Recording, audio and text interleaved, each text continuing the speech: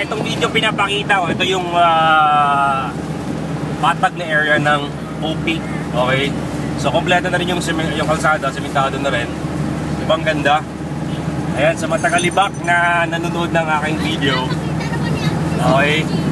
So, ito na po yung kalsada natin. O, di ba masarap umuwi sa Libak pag ganito ang kalsada? O, ayan. Itong video na to ginawa December 3, 2011. So, bagong-bago. So, ayan. So, ito mga kapamilya nasa... Anong barangay to? Barangay. Oh, ayan. Ganda ng view. Power. O, diba?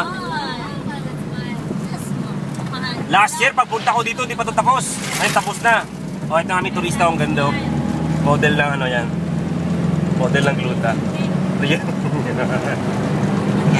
O, ayan. Tawid kami na. Hindi na mo, hindi pa develop ko ba? Ha? Lawak-lawak ko ito mga boy-boy. O, yan o. Daming mga madami ng mga sasakyang pumapasok, lumalabas sa UP and Libak. Oo. The problem is, yung half na kalsada, ginagawang dryer. So, okay lang yan. Okay? So kung noon po, nagta-travel tayo, Libak po sa Tabato, isang araw or 8 hours. Ngayon po, pwede nang to-travel lang more than 2 hours to 3 hours. Alright? Anytime.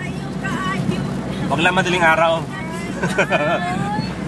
O, di na, dami. O, ito, dami sasakyan. Yan.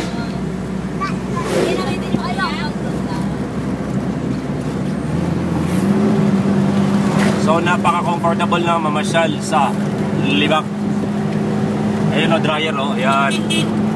Ginawang dryer. Highway! Ginagawang dryer. Dito lamang yan sa Pilipinas.